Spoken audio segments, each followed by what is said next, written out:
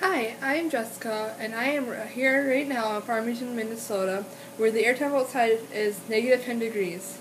And so I got a pot of boiling water, and so if you take a pot of 2 cups of boiling water, and you throw it outside in the air, it's supposed to make a cloud of smoke. So that's what I'm going to try out.